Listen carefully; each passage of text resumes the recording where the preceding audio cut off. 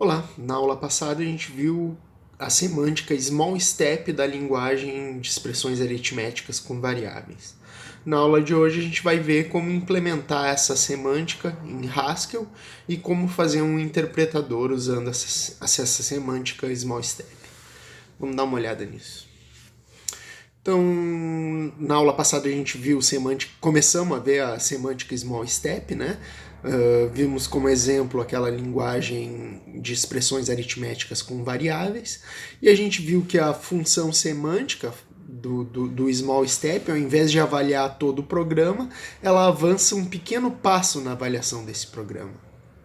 E daí, como eu disse na aula de hoje, a gente vai ver como implementar essa função semântica small step para a linguagem de expressões aritméticas com variáveis, e também vamos ver como fazer um interpretador usando essa semântica small step.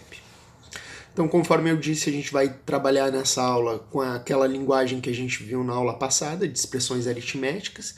Então, a linguagem ela é definida por esse BNF, por essa gramática, e uma expressão aritmética, então, ela pode ter números, pode ter variáveis, pode ter a soma de duas expressões aritméticas e a multiplicação de duas expressões aritméticas. Nas outras vezes que a gente implementou a semântica em Haskell, a gente viu que a gente representava os programas através de uma árvore sintática, né? Então a função semântica ela recebia uma árvore sintática representando o programa. A gente viu também que as árvores sintáticas em Haskell elas podem ser representadas usando um tipo algébrico, né? Então aqui eu tenho o tipo algébrico, o tipo E, que define a árvore sintática para representar programas com expressões aritméticas e variáveis. Então, uma dessas árvores ela pode ter um nó num, né, que contém um inteiro, que representa um número. Pode ter a soma de duas expressões aritméticas, é um nó que contém duas subárvores com os argumentos da soma. Pode ter uma multiplicação, né, que contém duas subárvores que são os argumentos da multiplicação. E a diferença para outra implementação que a gente viu é que agora a gente pode ter variáveis, né, nos nossos programas, e isso é representado pelo nó var, que contém uma string, e essa string é o nome da variável. Então, por exemplo, com aquela definição, eu repeti aqui aquela definição do slide anterior, e aqui eu tenho um exemplo de programa que é esse programinha aqui, a soma do 1 com x vezes y. Eu fiz um programinha aqui que eu chamei de prog1, o tipo dele é expressão aritmética, né? Ele contém esse tipo aqui, e o prog1 ele representa esse programa aqui, a soma do 1 com x vezes y. Então o nó mais ao topo, né, a raiz da minha árvore sintática é uma soma. O primeiro argumento da soma, olhando na expressão, é o 1. Então o primeiro argumento desse nó soma é essa subárvore aqui que contém apenas o número 1. E o segundo argumento da soma é a multiplicação. É esse nó multiplicação que tem dois argumentos. Um é um nó que representa a variável x e o outro é um nó que representa a variável y. Além disso, lembrando, né, como a gente está trabalhando com variáveis, a gente precisa representar a memória, e a memória ela é representada por um conjunto de tuplas, onde o primeiro elemento da tupla contém o nome da variável e o segundo o conteúdo da variável. Então essa memória sigma aqui tem três variáveis, temp, x e y. E o x, né, o conteúdo de x é 10, conforme essa tupla aqui, o conteúdo de y é 1, conforme essa tupla, e o conteúdo de temp é 20, conforme essa tupla. Para representar a memória em Haskell, a gente vai representar ela como um conjunto de tuplas também, né? Então eu criei esse tipo memória, que ele é equivalente ao conjunto de tuplas de strings com inteiros, né? Então a memória é um conjunto de tuplas de strings inteiros, a string é o nome da variável e o inteiro é o conteúdo da variável. Por exemplo, eu fiz uma memória aqui, né? Exemplo sigma, ela possui tipo memória, ou seja, ela é uma lista de de tuplas, né? E o exemplo sigma é essa memória aqui, né? Onde o x contém 10, o temp contém 0 e o y contém 0. A gente precisa, na semântica, né, a gente precisa em alguns momentos, quando encontra uma variável, descobrir o conteúdo dessa variável. Para isso eu fiz essa funçãozinha procura var, ela recebe uma memória, recebe o nome de uma variável e me devolve o conteúdo dessa variável. Essa função é implementada por recursão em cima da lista essa que representa a memória. Então, se procura var receber uma lista vazia, né, e o nome de uma variável, eu dou uma mensagem de erro, porque obviamente essa variável não vai estar na lista vazia. Se procura var recebe uma lista cujo primeiro elemento é uma tupla, né, e ela está procurando a variável b, eu verifico se o S, né, o nome que está na tupla, que é o primeiro elemento da minha lista, é igual ao nome da variável que eu estou procurando. Se isso for verdade, então eu devolvo o conteúdo da variável. Caso contrário, eu sigo procurando no resto da minha lista a variável v. Só para dar uma olhada num exemplo, eu tenho aqui esse exemplo de memória, né? Exemplo sigma, onde o x contém 10 e o y contém 20. Então, se eu for ali no interpretador e eu digitar ali procura var exemplo sigma x, procurar o conteúdo da variável x, eu vou obter 10. E se eu fizer procura var naquela memória exemplo sigma com y, ela vai me retornar 20, que é o conteúdo, né, do y na memória, né? O x continha 10 e o y contém 20. Lembrando então, a função smallStep ela é representada por essa setinha para o lado, ela recebe como entrada uma configuração do meu sistema, né, que seria uma expressão e uma memória, e vai avançar um passo na avaliação dessa expressão, retornando uma nova configuração do meu sistema, né, que seria o E', um passo na avaliação de E, e vai devolver sigma. Na verdade, ele devolve o mesmo sigma de entrada, porque a gente sabe que as expressões aritméticas elas não modificam a memória, né? Então a mesma memória que entra vai ser a mesma que sai, e a expressão que sai é um passo na avaliação da expressão que entra. Então, notem que a função semântica ela avalia só um pequeno passo na avaliação, e eu preciso, para chegar no final da execução, preciso de vários passos. A outra, e o que descreve esses passos, né, são as regras da minha semântica. Lembrando também que não existe regras para os estados finais. O estado final de uma expressão aritmética é um número, né? Não existem regras para os números, porque a ideia da semântica smallStep é que eu vou aplicando passos até eu não ter mais passos para aplicar. Então, uma vez que eu chego num número, eu não tenho regra para o número, porque eu não tenho mais nenhum passo a aplicar. Uma vez que a minha expressão avaliou para um número, significa que eu cheguei no final da avaliação.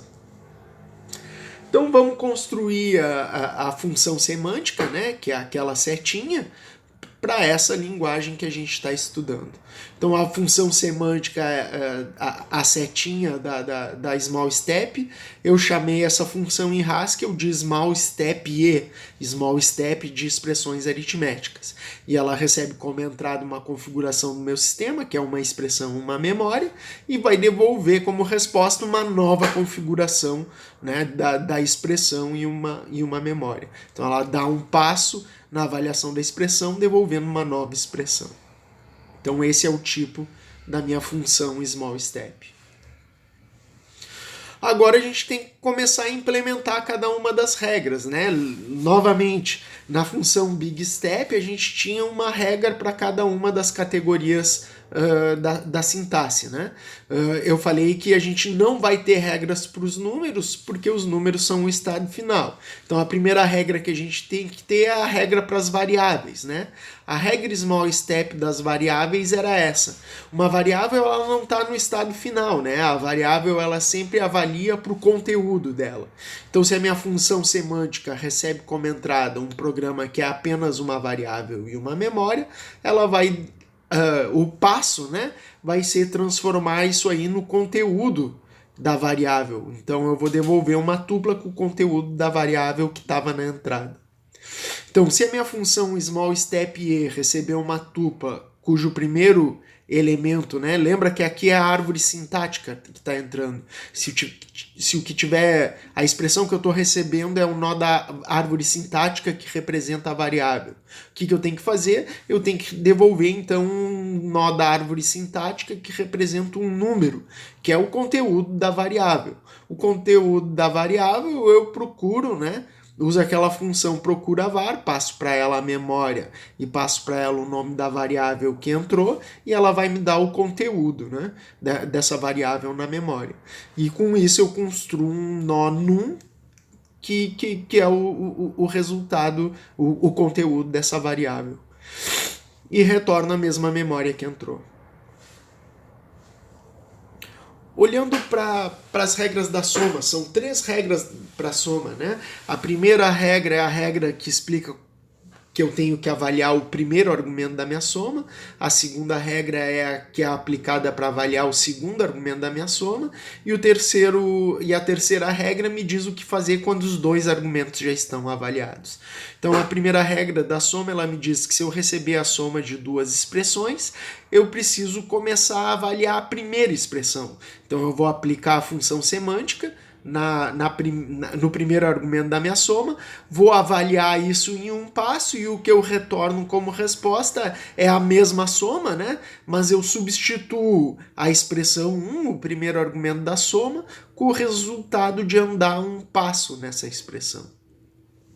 Essa regra, então, ela me diz que eu tenho que avaliar, me explica a avaliação que eu tenho que essa regra ela tem que ser aplicada várias vezes até que o primeiro argumento da minha soma avalie por um número, né?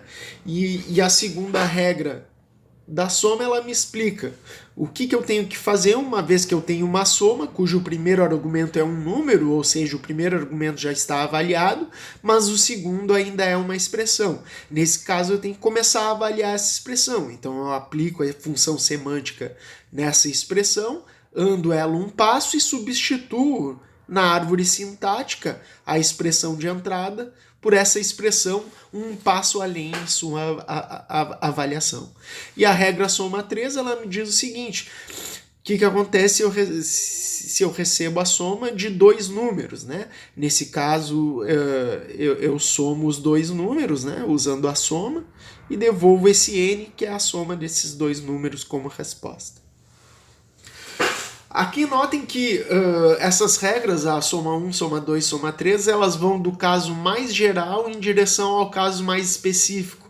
Ou seja, do caso que eu tenho soma de expressões até o caso em que eu tenho soma de 2 números.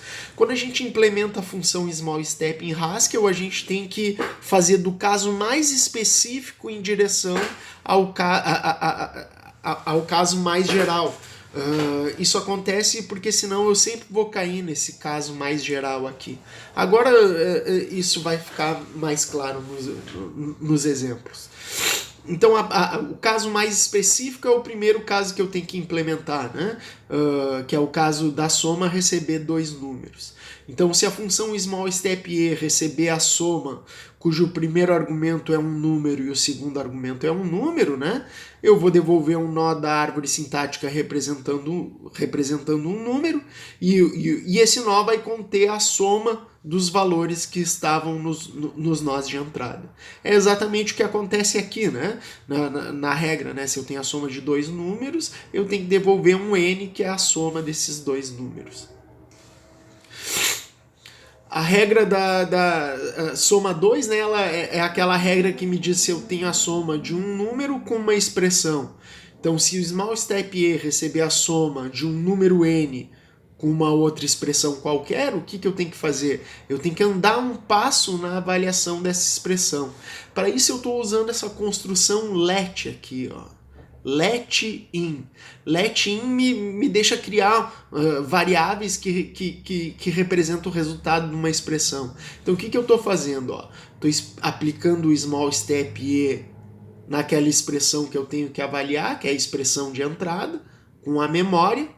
Isso vai me devolver, né, uma tupla, que é o que eu chamei de E' e S'. E eu tenho que substituir esse E' no lugar que ele estava lá na minha soma, né? Ele era o segundo argumento da minha soma. Então o resultado do let está sempre nessa expressão que vem depois do in. O que eu estou retornando aqui? A soma do número, né? Exatamente como eu tinha na entrada, a soma do número, mas vou substituir esse E pelo E' que veio da aplicação do small step no meu E. A terceira regra, ela é a regra mais geral, né? Do caso de eu ter a soma de duas expressões, nesse caso eu tenho que avaliar a primeira expressão. Então, se small step E receber a soma de duas expressões quaisquer, eu vou aplicar o small step na primeira expressão, né? Que é o E1. Notem que aqui é 1 e aqui é E'. Ficou meio confuso aqui no slide, né? Mas está entrando o E1, esse aqui, na small step. Isso vai dar um passo na avaliação, me devolvendo o EL e o ESL. E eu vou devolver como resposta a soma, né, do EL com o E2. O EL é um passo à frente na avaliação do E'. E notem que eu estou devolvendo o SL aqui, né? O SL é o que saiu daqui de cima, mas como o small step não modifica, se eu devolvesse SL ou S aqui, daria na mesma. Então aqui eu tenho só um resumo da implementação dessas regras, né? Então é a soma de dois números, a primeira regra. Daí nesse caso eu devolvo um número que é a soma daqueles dois nós.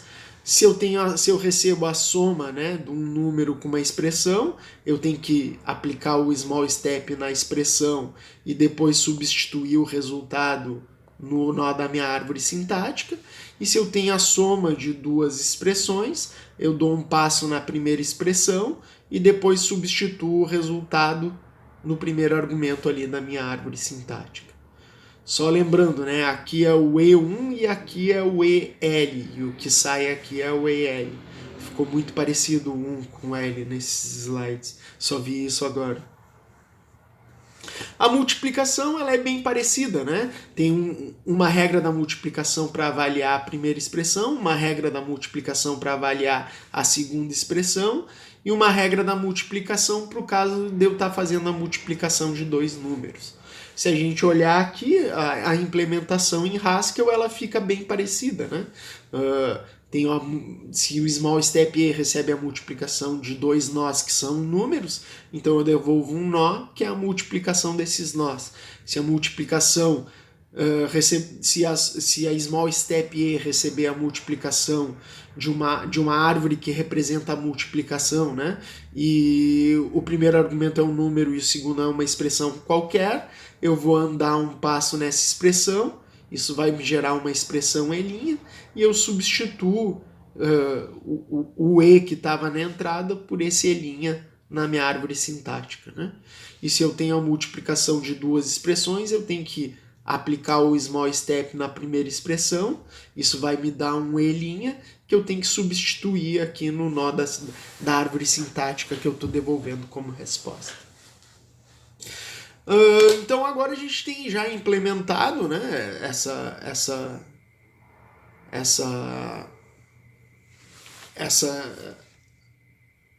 função semântica, ó, eu tenho ela aqui no meu script e vamos tentar avaliar um programa, né, usando isso. Então lembrando, eu tenho essa memória exemplo que é x10y20 e eu tenho o primeiro programa ali que é a soma do 1 com a multiplicação do x vezes y. X vezes y é x10y20, isso dá 200, somando com 1 daria 201. Mas se eu aplicar a minha função semântica, aqui no meu script, ó, vamos olhar de novo o prog1, é esse aqui, né? É a soma do 1 com a multiplicação do x e o y.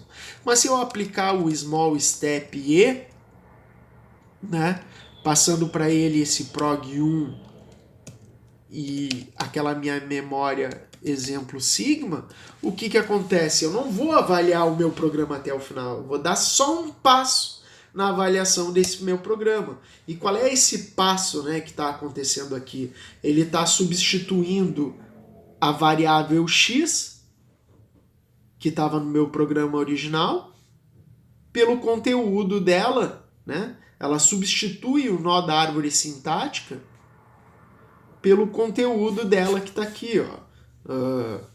Substituiu o x pelo 10. Se eu pegar esse programa aqui, ó.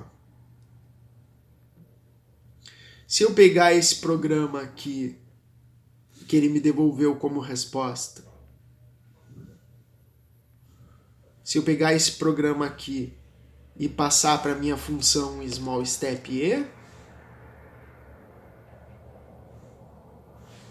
se eu passar ele para o small step e novamente, ó, ele vai andar mais um passo. Antes eu já tinha substituído o 10, agora ele já substituiu aqui o nó que continha o y, substituiu pelo 20 no meu programa, ó, aqui assim. Então agora notem que se eu pegar novamente esse programa aqui, ó, que eu tive como resposta, se eu pegar esse programa e passar ele de novo para o small step e,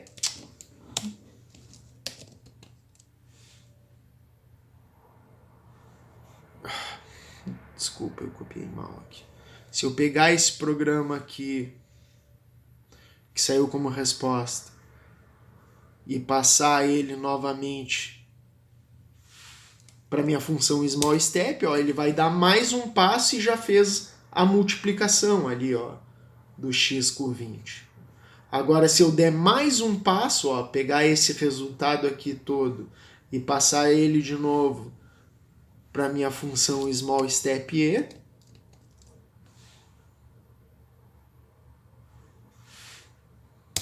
eu vou chegar lá no meu resultado, que era o 201. Que era o 201. Então eu precisei dar vários passos para chegar no resultado. A gente pode implementar algo que faça isso automaticamente para a gente, ó. Então, como a gente viu a função, quando a gente implementava a função Big Step,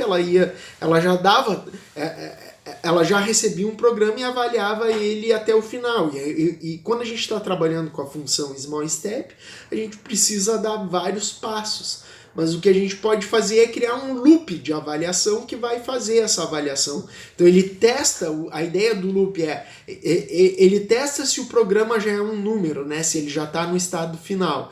Se ele já está no estado final, ele encerra. Senão o loop vai dar um passo e testar novamente. Ele vai repetir isso até eu chegar no estado final.